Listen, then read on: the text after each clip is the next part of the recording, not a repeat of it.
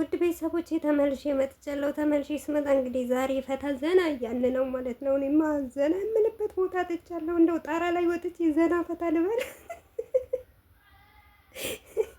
ለውሽሚት ሽምግልና ሊላክ ነው አላለም አለቅላቂ አቤላ ባንቱን እንኳን ሳያጥብ ከበቱ ራሱ እኮ በደንብ አያጥብም እኮ ከሸና በኋላ እኮ አይታጠብም።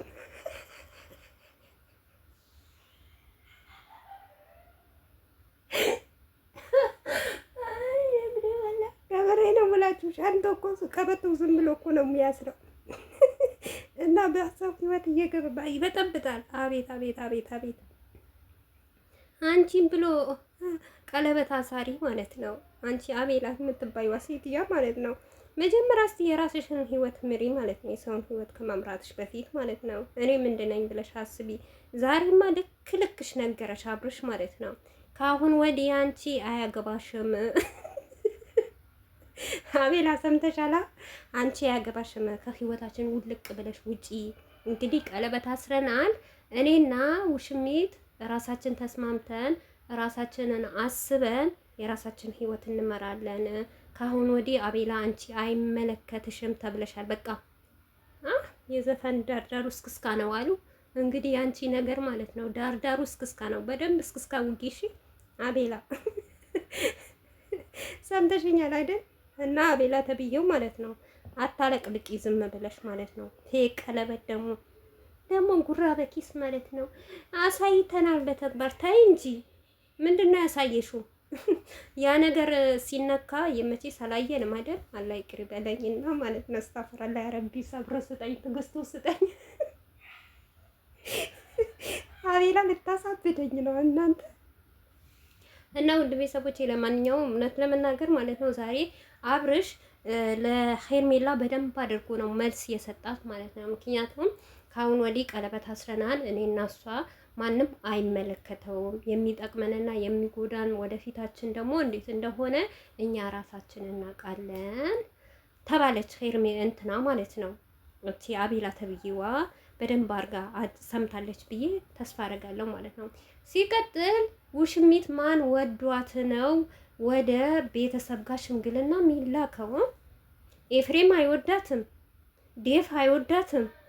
ጋሽዬማ ጭራሽ እኔ እንጃ ጣራ ይጠብጣሉ። እውነት ሽምግልና ሂዱ ለሄርሜላ ከተባለ እውነቴ ነው የምላችሁ በዛ በቡታጀራ ጣራው ደግሞ ቡታጀራ ላይ ካያችሁ በጣም ትንሽ ነው። ጋሽዬ ደግሞ ወዳው ብቅ ብለው ጣራ ላይ ቁጭ ብለው ነው የሚስቁት ማለት ነው። ማን ነው ሽምግልና የሚሄድላት? አቤላ እስቲ ንገሪን ማለት ነው፣ አስረጂኝ። ሲቀጥል አብርሽ በራሱ መምራት አይችልም እንዴ? ሁሌም በሰው ህይወት ሁሌም ሰው አቤላ ያልሽው ነገር እሺ ብሎ የሚታዘዝልሽ ይመስልሻል አብርሽ?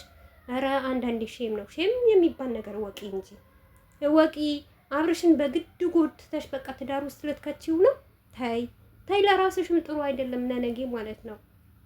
ገባሽ? ዛሬ ግን አብርሽ እውነተኛ ትክክል መልስ ነው የሰጣቸው ማለት ነው። ለዛኛውም ለአቤላም ተብዬው ማለት ነው። እንግዲህ አቤላ ጭስስ ርር ብላለች፣ ተቃጥላለች። እውነቴ ነው የምላችሁ እንዴት እንደተቃጠለች እንደዚህ ምላሽ ሲሰጣት ማለት ነው። እና የጠበቀችው የነበረው አብርሽ እሺ ብሎ በቃ ሽምግልና ልካለው አገባታለሁ ምናምን ሊላት ፈልጋ ነበረ። ነገር ግን አብርሽ ደግሞ እኔ የወደፊትም ህይወቴ ያለፈውም ህይወቴ አሁንም እንዲበላሽ አልፈልግም። አስቤበት አውርጄ ቀስ ብዬ ቁጭ ብዬ የሚሆነው ነገር ራሴ አረጋለሁ። ካሁን ወዲህ እንደ ጓደኝነት ምንም ስላሰብሽልኝ ከልብ አመሰግናለሁ። ነገር ግን ካሁን ወዲህ በእኔ ህይወት እንዳትገቢ ብሎ መለሰላት። ለማ ለአቤላ ተብዬ ሴትዋ ማለት ነው። እና እናንተ ይሁንና ማለት ነው አብርሽና ሩታ ንቅንቅ አይሉም እንደዚህ ማለት ነው። ሚዲያ ላይ እናስቀምጠውም እስቲ ጎበዝ፣ እስቲ አንቺ አቤላ ጎበዝ ከሆንሽ ማለት ነው እስቲ ጋሽን ሽምግልና ላኪና ይጋቡ። እንግዲህ ይሄንም ፌክ አድርገሽ ትመጫለሽ። እንደዚህኛ የመዳም ቅመሞች ከእናንተ የበለጠ ፍትፍት ታርገን ስለምንነግራችሁ የኛን ረከርድ እየወሰዳችሁ አይዲያ እያደረጋችሁ ታመጣላችሁ ማለት ነው። አንቺ ጭራሽ ህፃን አረግሽው አብርሽን አቤላ። በዛ ላይ ደግሞ እነዛ ማለት ነው የዝሙት ጀማሪዎች ማለት ነው ብሩክ የት ሄደች እያሉ ነበረ። ብሩክማ አንበሳ ብር ተሸክማ ሄደች እኮ መቻት አንጀቴ ነው ያራሳችኝ ማለት ነው። እና ብሩኬ እንደውም እኔ ቤተ ክርስቲያን ገብተዋል ጸበል እየተጸመቀ ነው ምናምን ነገር ስል እንደዛ አይደለም ነገሩ። እና አንበሳ የተሰበሰበ ብር ይዞ ጠፍቶ ነው፣ ለዛ ነው ሼም ይዞታል ተባለ። እንግዲህ አቤላ ከምታለቀልቂ ማለት ነው በአብሪሽ ህይወት ገብተሽ ከምትወጪ ማለት ነው ለምንድን ነው ለወንድምሽ የተበደረውን ብር የበላውን ብር ከፍለሽ ወደ ሚዲያ ማታስመጪው ማለት ነው? አንቺ አልጫ ማለት ነው። ዩቱቡን እኮ አግማማሹ አንቺ መቼ ነው የሚያነሳሽ እንደው ከዚህ ዩቱብ ማለት ነው? እና ውድ ቤተሰቦቼ ማለት ነው እንግዲህ ለውሽሜ ሽምግልና የለም ጋሼም አልሄድም አልወዳትም፣ ሴጣኔ እንኳን አይወዳትም አይደለም እኔ ልጄ የእሷን ቤተሰብ ስሜ ላመጣ ጭራሽ ትዳር ቀላል አረጋችሁት እንጂ እቃቃ አረጋችሁት ማለት ነው። ዛሬ እንኳን አብርሽ ተመችቶኛል እውነት የመልስ ምት ነው የሰጣት ማለት ነው ላቤላ። ውይ አንጀቷ ርር አለ እኮ ተቃጠለች። አንቺ ሴታ ሴት ማለት ነው ደግሞ ፌክ ፈቶ እንኳን ማቀናበር ያልቻልሽው አንቺ በአብርሽ ህይወት እየገባሽ አግቢ ቀለበት አድርጊ። እውነትም አሁን ቀለበት ተደርጎላት ቢሆን ወይኔ አናታችን ላይ ሸንተሽ ነበር እኮ። በነዛ ፎክሩ፣ በእኛ ላይ አይደለም። እኛማ ተነቃቅተናል እኮ።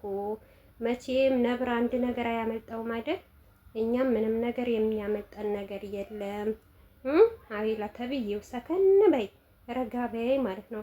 ሲቀጥል እኔ የሚገርመኝ ነገር ማለት ነው እናንተ ሩታን አትወዷትም አይደል? የሩታን ፈቶ ለምንድን ነው የምትለጥፉት? በቃ ከውሽሚት ጋር ስሩ፣ ተላቀቋት፣ ተፋታት። በተለይ አቤላ ተብዬው ማለት ነው ሩታን ካልፈለግሻት የሩታን ስም ለምን ታነሻለሽ? የነ ዳኒን የነ ሜሪን ለምን ታነሻለሽ? ፈቶዋቸውን ለምንድን ነው የሩታ ፈቶ ለምንድን ነው የሚለጠፈው ማለት ነው? ቆይ እሷ አይዲስ ታመጣላችሁ፣ እሷንም ታንባረራችሁ፣ እሷንም ታጣላላችሁ። ነገር ግን ለዩቲዩባችሁ ስትሉ የሩታን ፈቶ ትለጥፋላችሁ ማለት ነው። የሚለጥፍ ነገር የለጠፈሽ አንቺ አቤላ ተብዬዋ።